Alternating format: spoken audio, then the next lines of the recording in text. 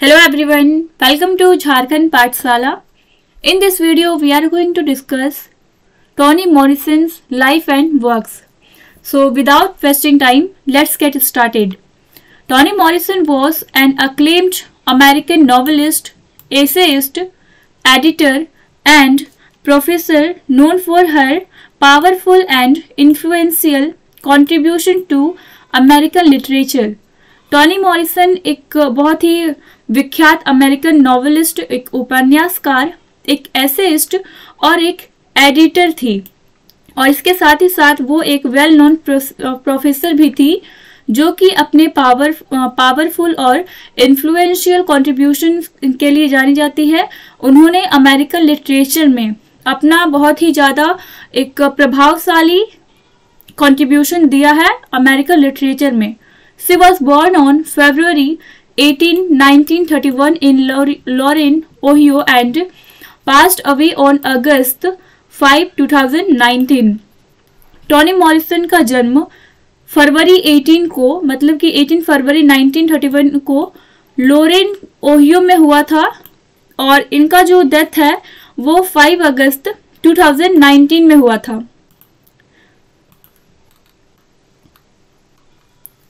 Tony Morrison's life. अब हम लोग टॉनी मॉरिसन के लाइफ को डिस्कस करेंगे।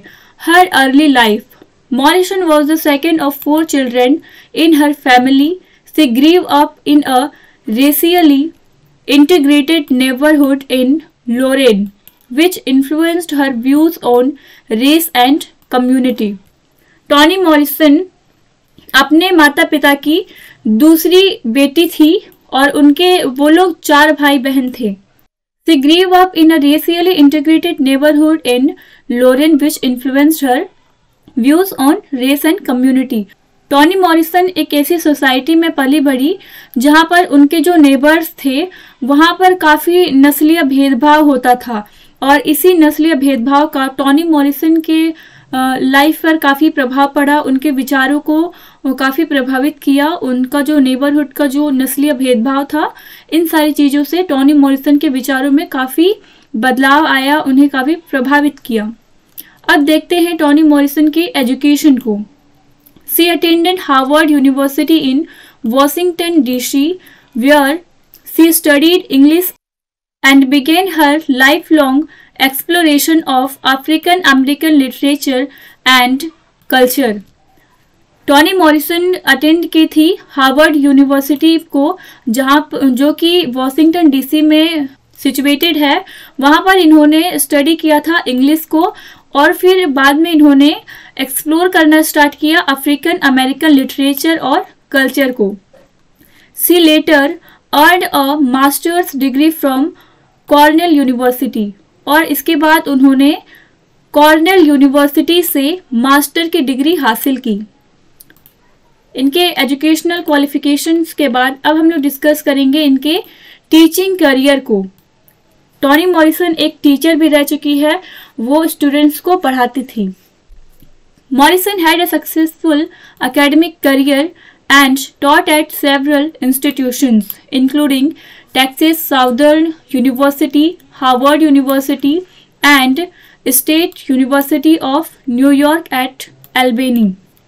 मतलब कि टॉनी मॉरिसन का जो अपना खुद का एकेडमिक करियर था वो काफ़ी सक्सेसफुल था।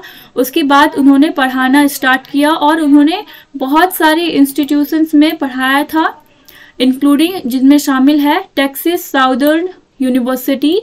ये यूनिवर्सिटी का नाम है टेक्सास साउदर्न यूनिवर्सिटी। दूसरा है Harvard University and the third one is State University of New York at Albany. State University जो है वो न्यूयॉर्क में है, एल्बेनी नाम की जगह पे। She was a dedicated and influential teacher and mentor to many students. और टॉनी मॉरिसन जो थी वो एक डेडिकेटेड और एक इन्फ्लुएंशियल टीचर थी। वो काफ़ी समर्पित और एक प्रभावशाली शिक्षिका थी और काफ़ी सारे स्टूडेंट्स को उन्होंने पढ़ाया था। इनके टीचिंग करियर को हमने देख लिया। अब इसके बाद हम लोग डिस्कस करेंगे जो इन्होंने कुछ फेमस वर्क्स लिखे थे, उनके वर्क्स को हम लोग अब डिस्कस करेंगे। Toni Morrison's literary contributions are profound and have earned her numerous awards and recognitions. Tony Morrison का जो लिटरेरी कंट्रीब्यूशन था वो काफ़ी प्रोफाउंड है, काफ़ी गहरा है और उन्हें नंबरस अवार्ड्स भी मिले हैं और उन्हें काफ़ी पहचान मिली है अपने वर्क के through. Some of her most notable work include. अब यहाँ पे टॉनी मॉरिसन के कुछ फेमस वर्क के नाम दिए गए हैं. अब हम लोग इनके वर्क के बारे में थोड़ा थोड़ा वन बाय वन करके पढ़ेंगे, जिसमें से टॉनी मॉरिसन का फर्स्ट नॉवेल है द ब्लूएस्ट आई, जो कि 1970 में पब्लिश हुआ था.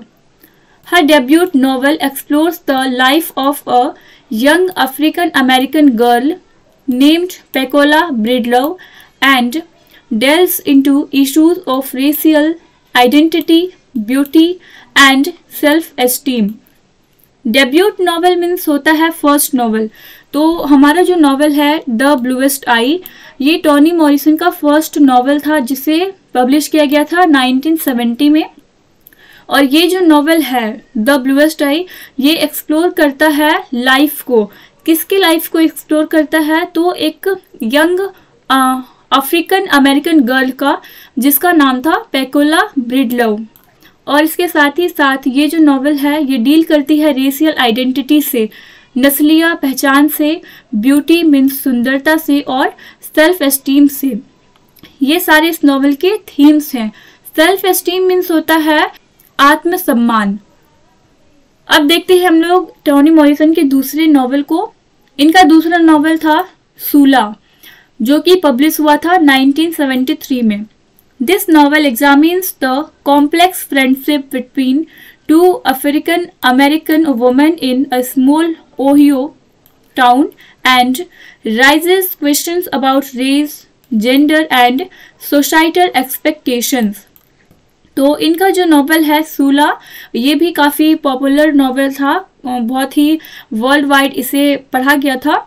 ये नॉवेल एग्जामिन करती है कॉम्प्लेक्स फ्रेंडशिप से.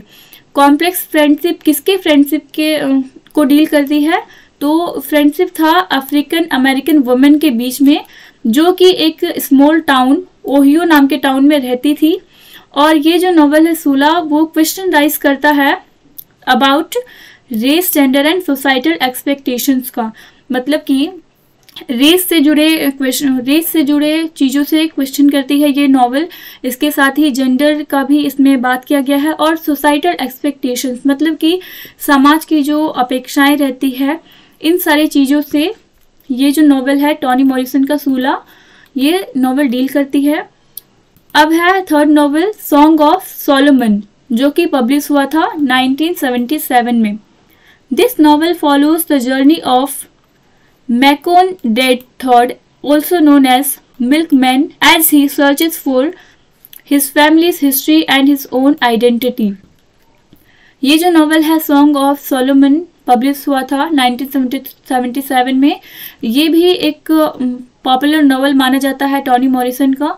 और इस नॉवेल में बात की गई है जर्नी के बारे में.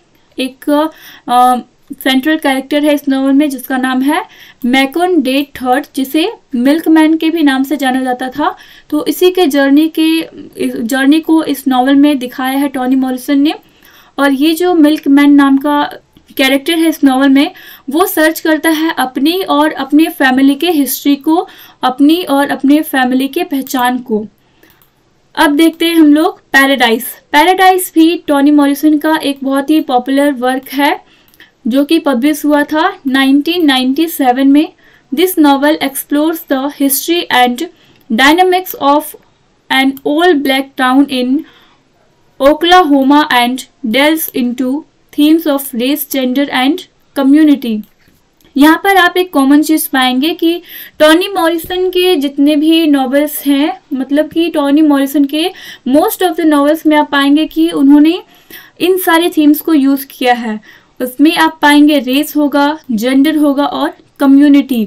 इन सारी चीज़ों को उन्होंने अपने काफ़ी सारे नॉवेल्स में यूज़ किया है, क्योंकि टॉनी मॉरिसन जो थी हमारी, वो खुद ही इन सारी चीज़ों को फेस कर चुकी है. नस्लीय भेदभाव से वो अच्छे से फेस की है, उन्हें काफ़ी फेस करना पड़ा था अपनी सोसाइटी में.